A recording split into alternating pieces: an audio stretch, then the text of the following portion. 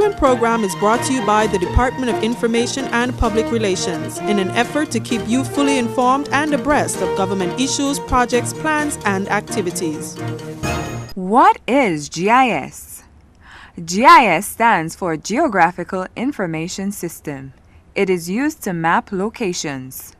GIS can be used in many different ways. For example, placing your data on a map highlights where coral reefs or mangroves are located, if you are a conservation manager, or the location of water pipes or electricity poles, if you are a utility provider. You can update your map at the click of a button as new water pipes are laid or buildings constructed. GIS allows you to view, understand, question, interpret, and visualize your data in ways that would not be possible just by looking at data on a spreadsheet. In the BVI, GIS is used by various government agencies. The data is shared across the government through the National GIS Network, which leads to informed decision-making in the development planning process, the selection of protected areas, and the future needs of our community. This is the power of GIS. So how is GIS used?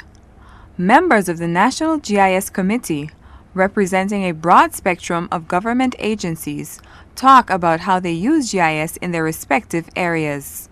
The Water and Sewage Department is relatively the newest government department or agency to implement a fully functional GIS. At the department, we partake in a data collection process, which is mobile mapping. We also do database management through the information that we collect on the field. And as a result of such information, we do desktop publishing where we generate maps for our own use. At the department, both water and sewage information is collected. That's based on our networks. On the water network, we collect information from the reservoirs, the different pump stations. All the apparatus is located on the water line, such as valves, hydrants, and meters. On the sewage side of it, we collect information from the manholes, the network lines connecting to them, and also the relatively pump stations. GIS is used in the department to primarily project the data that we collect on the field.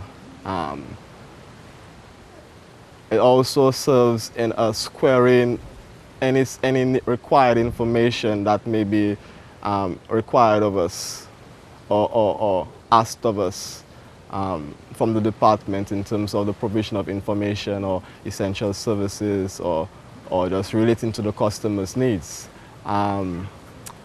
Information is then placed into a database, which is also shared by the National GIS with other government agencies and statutory bodies. Lastly but not least, the GIS system enables the department personnel to locate apparatuses on the system, as such speeding up our recovery time of getting hot water to the customers in the events of any water leaks or valves we may be shut or could not be located or so forth. Well, the Conservation and Fisheries Department, we manage natural resources of the Virgin Islands, and we use it to monitor habitat, and we use it to monitor habitat changes. That will be changes in our mangroves or coral reefs or seagrass or salt ponds, beaches or coastline and other areas like that. Well, we collect various environmental data.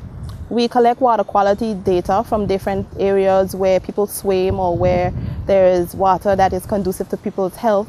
We collect data such as turtle tagging sites, turtle monitoring sites where turtles nest. We collect data on the changes in our coastline, changes in our beach profile, how the area changes, whether through reclamation, erosion, degradation, changes in coral reefs, what areas have been diseased, destroyed by anchorages, and fishing zones as well. Our mandate at the department is to sustain our natural resources. And in doing that, in determining these changes, we can use this data collected and enter it into our system called a coastal atlas.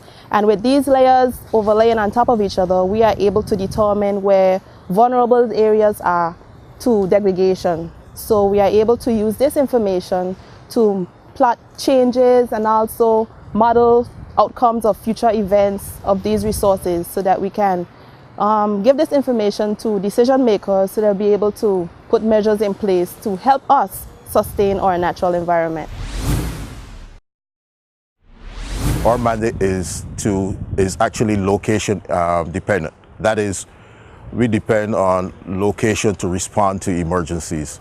And the GIS serves that purpose in terms of giving us access to resources as well as to street and property locations.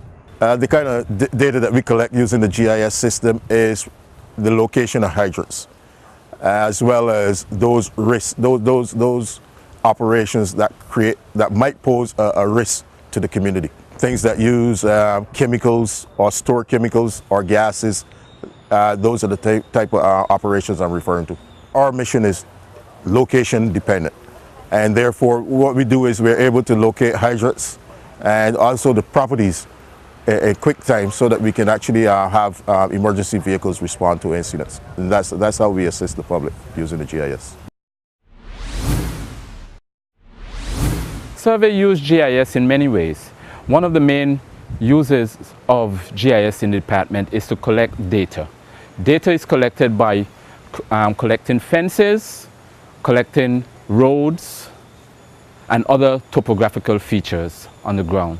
The purpose of collecting that data is to add in our digital database where that information is handed over to the other GIS users, such as the conservation of fisheries, water and sewage, town country planning. We basically is responsible for all the parcel data. That is the boundaries of each and every parcel, the parcel number, etc. The public benefits in two ways. One, efficiency. The department is able to retrieve that data much more quickly and be able to offer the public efficient and prompt service.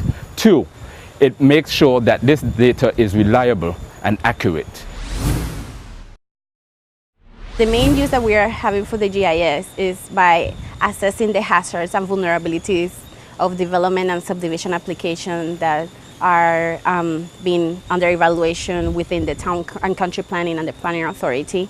So once we are assessing a site, we are actually looking at the hazard data that we have already in the GIS database, which are landslides, storm surge, liquefaction potential, the geology maps, and so on. And based on any hazard identified for a site, we do make recommendations to the planning authority in terms of site plan adaptation, incorporation of setback from the guts, and so on, to improve the actual plan for the site in order to reduce the risk of the development within the hazard identified in the area.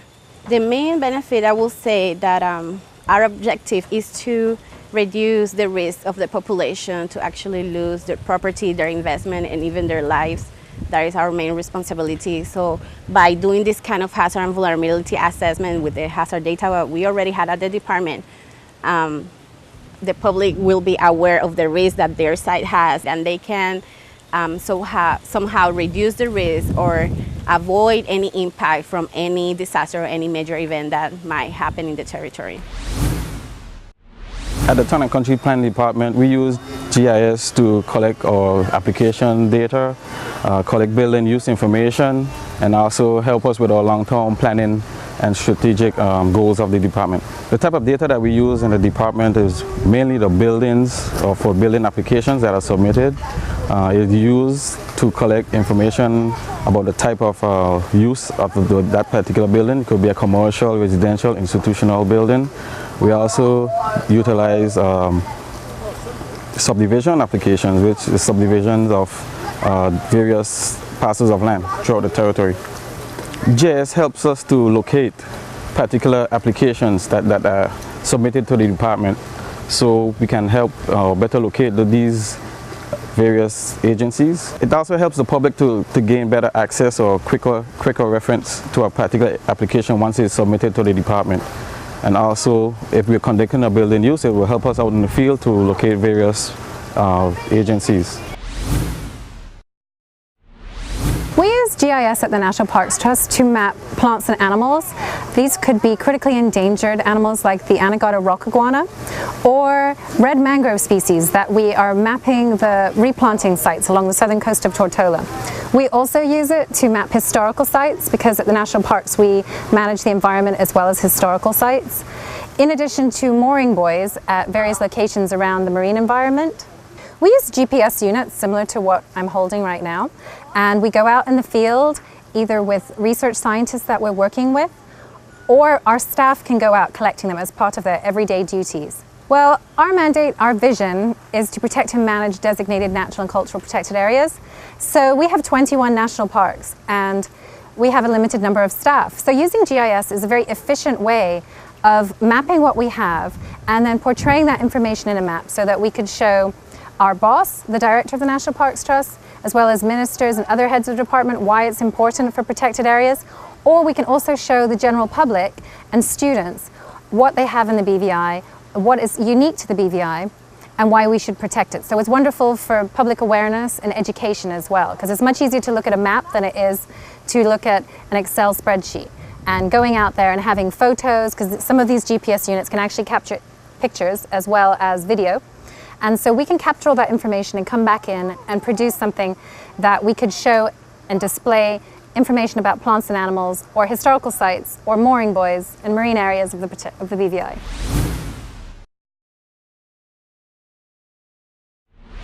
The Land Registry uses GIS to assist customers and also the staff in identifying properties. We use data relating to names. Land Registry deals with names of ownership, and we collect that by persons registering transfers and prescriptions, partitions at the Land Registry. So we have those names there, which we will then enter into the GIS database. GIS impacts the public directly in it assists them in getting information quickly. It helps to ensure where persons do not know exactly where their properties are, their block and parcel information. The GIS helps us to give that information, locate that information easily, and assist the public with that. Well, currently the department uses GIS for locating project sites. Gone are the days where you would have to give instructions such as the big coconut tree by the corner and then take tree left and so forth. So once we have the block and parcel information, we could identify the location exactly. We don't necessarily have to leave the office to execute certain measurements. For instance, bush cutting or gut cleaning. We can make those measurements right on the computer screen and establish the distances. And this helps to make the department more efficient. Thus, the execution of the projects can be done in a timely fashion, and the public would see and benefit from the whole fact that we can execute at a quicker pace.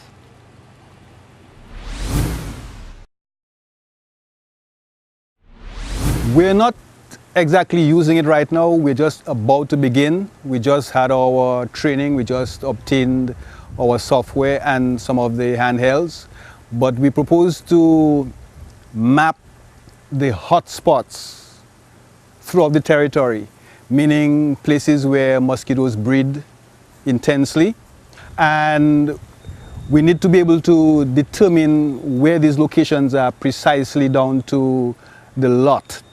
Because in every district, of which there are 16 localities, you have all of these premises, and the types of premises change every 2 to 3 months. So we need to be able to keep track of those. We also want to be able to identify the types of breeding that we get, because we need to be able to determine what types of breeding is taking place and where, since we need to communicate that information to our field staff. And so if we have this capability, we are better able to have them go precisely to where we need them on any particular day.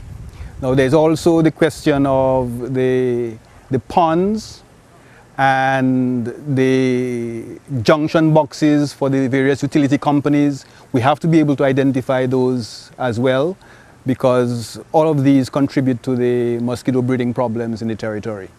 Because if we can more readily locate and treat those places we find with mosquito breeding, then obviously there is a greater sense of relief.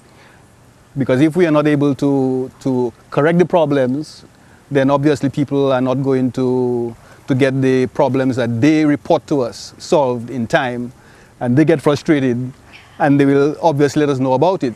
So timeliness is very important, since the mosquito breeding cycle is just about 7 days from egg to adult. So if a person reports a problem, or if we find a problem, we have so little time that we have no time to waste trying to locate those areas. The National GIS Network is also utilized by various private users.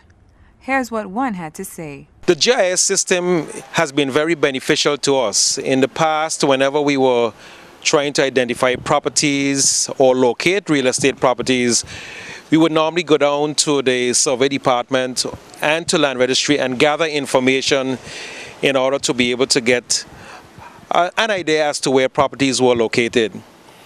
Since we started using the GIS system, we have been able to stay in our office and actually use the GIS system to locate properties, which basically gives us an idea as to where they are located, the size of the property, what has been developed on the property, and basically what also surrounds the property. And as a result of that, we normally would not have to leave our office to go out to determine where these properties are. In addition to that, we have been able to use the maps that can be printed from the GIS system to form part of our residential and commercial appraisals. In addition, the GIS maps have been also used to allow us to use this information to develop our listings for the various properties that we have throughout the British Virgin Islands, which also includes the management of properties. So I am pleased to say that the GIS system going forward can only continue to be of benefit to us in the real estate industry. And I'm looking forward to the day when it becomes a tool that can be used by all stakeholders involved in the various aspects of real estate. I know that from time to time there have been attempts made to update the system, and I look forward to the day when the system is updated so we can actually have information right up to date. So on behalf of the staff at Smiths Go BVI Limited, I'd like to say that the GIS system has been very beneficial to us, and we look forward to supporting the government in any way possible to ensuring that the system continues to improve from day to day. Thank you very much. GIS Day will be celebrated on November 14th, 2012. The National GIS Committee has planned school presentations and an interactive display at the Central Administration Building with live demonstrations all day on November 14th. Come out to the GIS Day display and learn more about how GIS helps us all each and every day. This broadcast was brought to you by the Department of Information and Public Relations and this station.